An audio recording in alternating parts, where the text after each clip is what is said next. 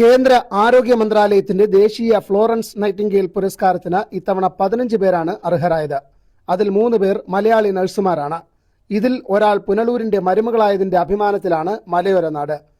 Delhi military nursing സർവീസിൽ additional director ജനറലായ Changanassery സ്വദേശിനി major general P V ലിസമ്മയ്ക്കാണ് നഴ്സിംഗിലെ ദേശീയ പുരസ്കാരം ലഭിച്ചത്. ചൊവ്വാഴ്ച രാഷ്ട്രപതി ഭവനിൽ നടക്കുന്ന ചടങ്ങിൽ രാഷ്ട്രപതി ദ്രൗപദി മുർമു പുരസ്കാരം സമ്മാനിക്കും. 1 ലക്ഷം രൂപയാണ് അവാർഡ് തുക.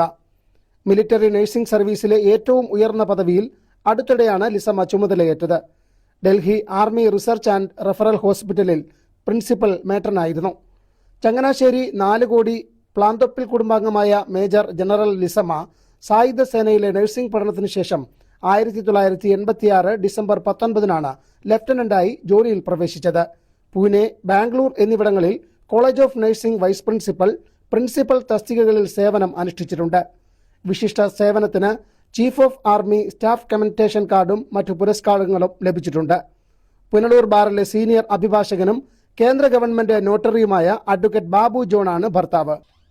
പ്രിൻസ്, പ്രിയ മരിയ എന്നിവർ മക്കളും ഡോക്ടർ റിതു മരുമകളുമാണ്. ആധുനിക നഴ്സിംഗ് അടിത്തറ പാകിയ ഫ്ലോറൻസ് നൈറ്റിംഗേലിന്റെ ജന്മദിനമായ മെയ് 12 പുരസ്കാര വിതരണം. ക്രിമിയൻ യുദ്ധകാലത്ത് പരിക്കേറ്റ പട്ടാളക്കാർക്ക് അവർ നൽകിയ പരിചരണമാണ് അവരെ വിളക്കേന്തിയ വനിത എന്ന രീതിയിൽ പ്രശസ്തയാക്കിയത്.